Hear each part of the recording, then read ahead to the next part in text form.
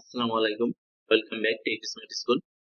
বন্ধুরা, আজ আমি আপনাদের সাথে একটি ভিডিও শেয়ার করব।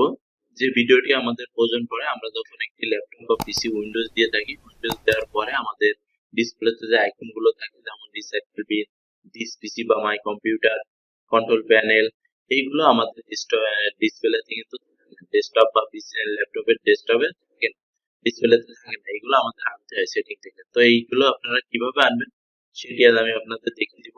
কারণ আমি প্রথম যখন উইন্ডোজটা দিয়ে থাকতাম তখন কিন্তু এইগুলো ডিসপ্লেতে থাকতো না, তখন আমাকে আনার জন্য একটু সমস্যায় পড়তে হতো।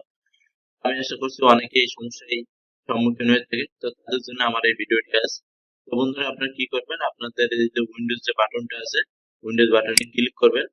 আর বন্ধুরা, যারা আমার চ্যানেলে এখন নতুন আছেন তারা অবশ্যই চ্যানেলটি সাবস্ক্রাইব করে দিবেন এবং পাশে তার নোটিফিকেশন বেল আইকন অন করে দিবেন, এবং নতুন ভিডিও আপনারা আপনাদের নোটিফিকেশন আকারে পেয়ে যাবেন। তারপরে আপনি এখান থেকে কি করবেন, এই যে সেটিংস অপশনটা আছে, এই সেটিং অপশনে আপনারা ক্লিক করে দিবেন। সেটিং অপশন ক্লিক করার পরে এই অপশনে চলে আসবে। আসলে আপনাদের যে এই ব্যাকগ্রাউন্ড যে অপশনটা আছে এখানে থাকতে পারে। আপনি এখান থেকে কি করবেন, এই যে থিম যে অপশনটা আছে দেখতে পাচ্ছেন বাম সাইডে যে অপশনগুলো, এই যে থিমস আছে, এই থিমস ক্লিক করে দিবেন।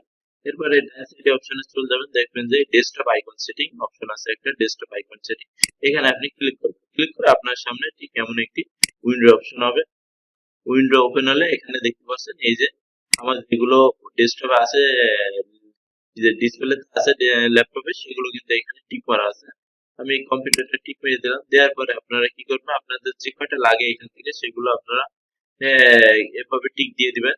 টিক দেওয়ার পরে আপনারা এই যে অ্যাপ্লাই বাটন আছে, অ্যাপ্লাই বাটনটা ক্লিক করবেন, এরপর ওকে বাটনটা ক্লিক করে দিবেন। দিলে আপনার ডিসপ্লেতে অপশন গুলো চলে আসবে। পিসি রিসাইকেল বিন, এইগুলো আপনার ডেস্কটপের পিসিতে বা ল্যাপটপের পিসিতে চলে আসবে।